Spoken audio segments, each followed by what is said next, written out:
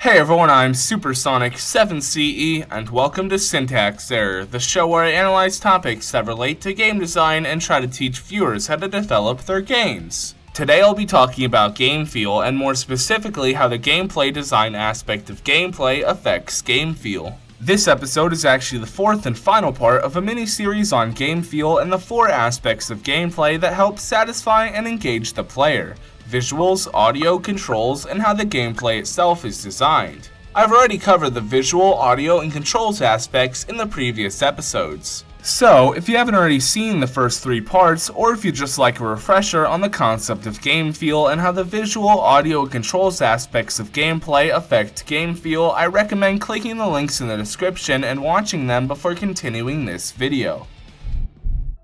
The final aspect of games that affects game feel is how the gameplay itself is designed. Gameplay can be specifically designed to both satisfy and engage the player in multiple ways. A great way to do this is by adding a bit of spectacle to certain actions. For example, when the player attacks a barrel, it could just fall apart, and when players pick up collectibles, they could just disappear, but instead, the gameplay can become more satisfying if the barrels explode open when hit, and the collectibles fly into the player when collected. Hotline Miami adds spectacle in a different way by having enemies splatter blood everywhere when hit and collapse to the floor when killed, only to linger until the player finishes the level. The game could have easily just had the enemies flash red when hit and fade away when defeated, but instead the blood splatters help attacks feel more impactful, and the lingering corpses help immerse players while also adding to their satisfaction by showing them the onslaught they overcame. In addition to adding spectacle, countless gameplay mechanics like guns having recoil when fired, enemies becoming visibly damaged during battle, objects being knocked back when hit, more skillful maneuvers yielding better rewards, players being able to control themselves while in slow motion, bullets being larger than reality, or the environment changing in relation to the player's actions can all be included to improve game feel. Incorporating rhythm mechanics also works wonders when it comes to helping the gameplay be more satisfying and engaging. Rhythmically syncing up the audio with the visuals helps engage players, and when it's up to them to make sure it stays synced up, successfully playing the game in tempo can feel extremely satisfying, even in game genres that aren't normally associated with the rhythm game genre. Killer Instinct is a fighting game that adds a sense of rhythm to its gameplay. Not only will the music stutter in response to attacks and slow down or speed up when the visuals do the same, it also rewards players for winning a match by changing completely to accompany the winner's finishing combo on their opponent. During this combo, every time the winner strikes their opponent, a sound effect plays that sounds like a beat in a song. This sound effect can be chained together with similar sound effects in different pitches that accompany other attacks to create a dynamic song that's incredibly satisfying to rhythmically execute.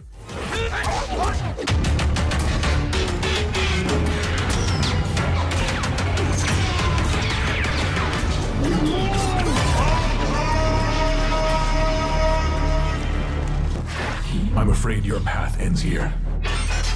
Supreme victory!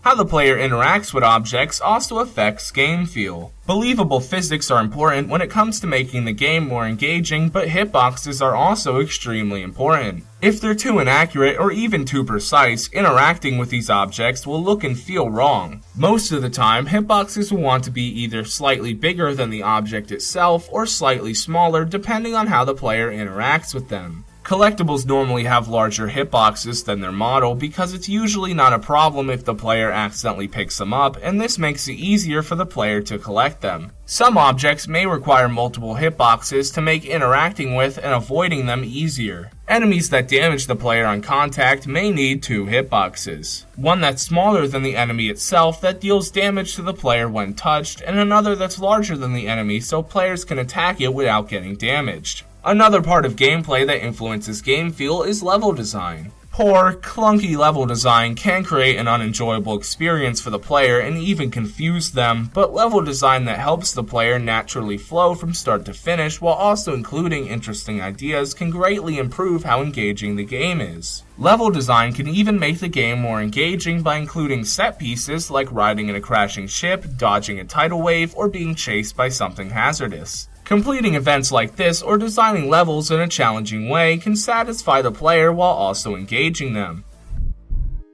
Speaking of designing levels in a challenging way, the difficulty of the gameplay can both help and hinder the game feel as well. If a game is both fair and challenging, the overall game feel will be greatly improved. If you've ever felt excited because you accomplished something you deem impressive when playing a game, then you probably know exactly what I mean. It's very satisfying to pull off a difficult stunt, chain a long combo, figure out the solution to a puzzle, and decimate an enemy that gave you trouble in the past. Although, difficulty that's caused by unfair mechanics, random chance, memorization, unintuitive controls, or poorly designed audio-visual feedback almost always destroys game feel. This type of difficulty, which is commonly referred to as artificial difficulty, has a tendency of taking everything satisfying and engaging about a game and nullifying it by annoying the player or making them feel like their actions and skill don't matter. For these reasons, I highly recommend that you normally avoid using artificial difficulty, but there is something I feel I should mention.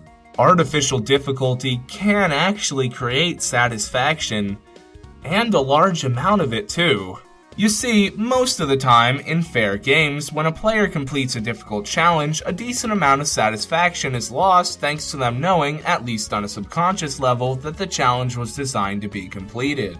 This can be salvaged if designers avoid directly telling the player how to complete the task, and if they instead are allowed to figure it out on their own, or at least think they did thanks to hidden tutorials, but as long as the player knows the challenge was meant to be beat, some satisfaction will most likely be lost. Because of artificially difficult challenges being unfair by nature, they're not affected by this issue and players will often feel much more satisfaction if they complete them. This is why the Yellow Devil boss fight in the original Mega Man is one of my favorite bosses of all time. And you know what? I honestly despise fighting it! The entire fight is based off artificial difficulty, and unless you have extremely fast reflexes, it always comes down to memorizing the pattern of projectiles. Once players do that, the boss usually becomes much easier as long as players can quickly jump between the projectiles and last long enough to defeat it.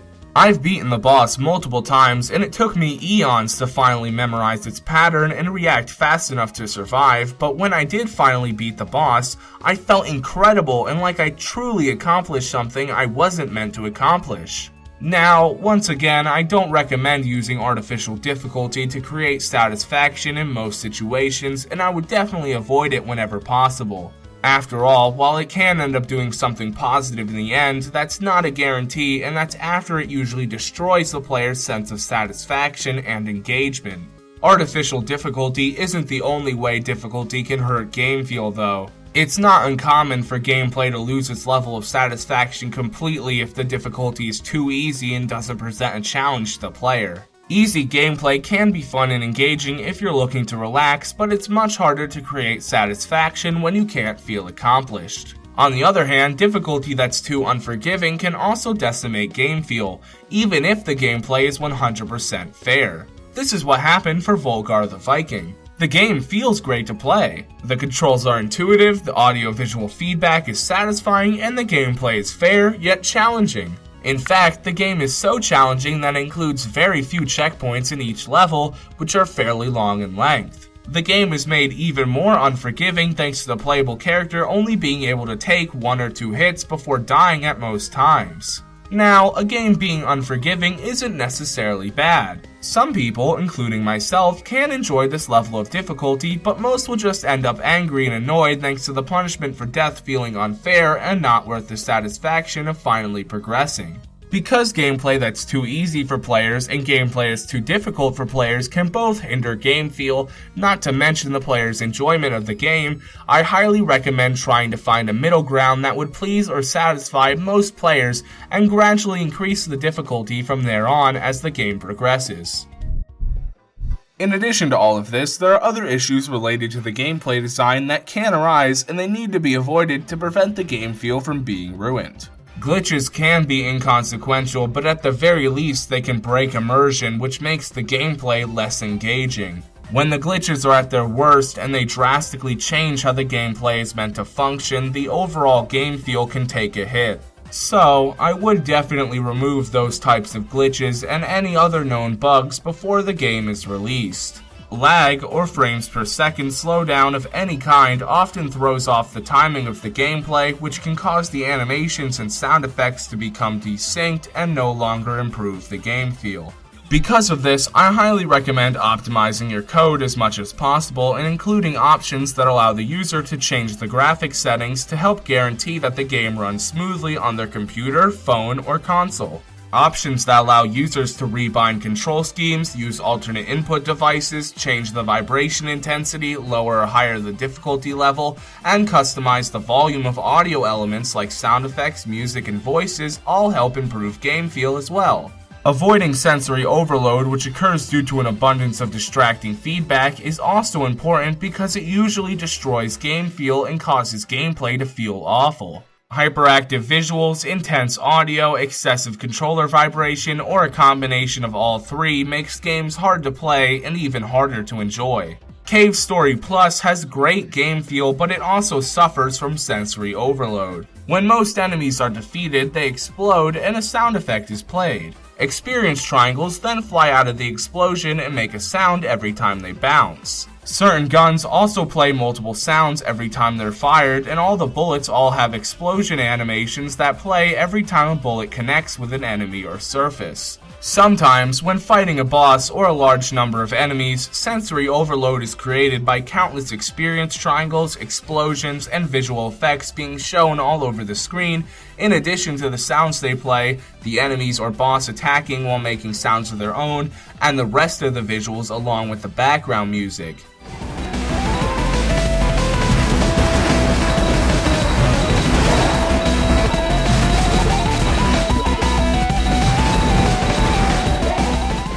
This can be prevented by designing unimportant visuals to not distract the player and mixing the audio volume levels in a way that makes sure the unimportant sound effects or music don't drown out the rest of the audio. Simply cutting down on the number of distracting visuals and audio also works, but if left unchecked, sensory overload will most likely distract, disorient, or even sicken players, thus making the game artificially difficult or more annoying to play. One last way game feel can be hurt by gameplay design related issues is by not matching the player's expectations. When playing a game, every player brings with them pre-existing expectations on how everything should behave and control. For example, if you saw a character from a 2D perspective, you'd most likely instantly think that the character moves from left to right on the screen, but if you tried moving and you can only move up and down, you'd most likely feel like something is wrong. A less extreme example can be found in games that have a source material of some kind, whether it be a previous game, a spiritual successor, or another form of media.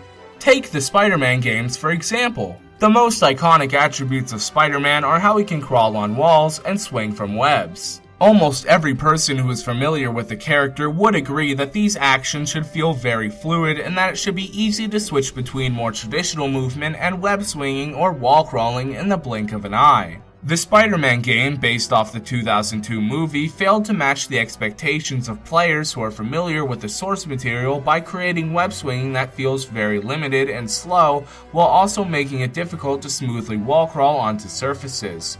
Because of this, all of the gameplay feels off or jarring to most players. When attempting to match expectations and decide how something with a source material should act, I recommend taking said source material into account by analyzing it and determining what actions are iconic, what tone would best fit the source, and what type of gameplay would seem like a natural fit. If possible, I also recommend using iconic or at least similar sound effects, music, designs, and actors to help capture the feel of the source. Additionally, when attempting to match expectations and decide how something without a source material should act, research and if possible test to see how it works, or go off your own knowledge and experience with games and reality.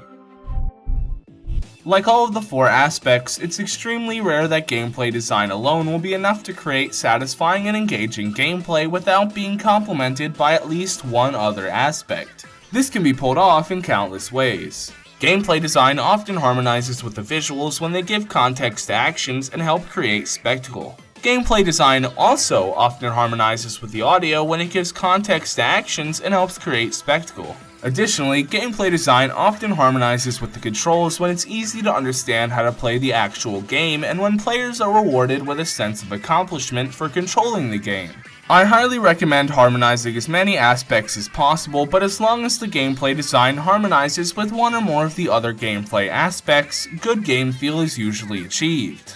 I've been Supersonic 7CE, and hopefully I'll see you next time.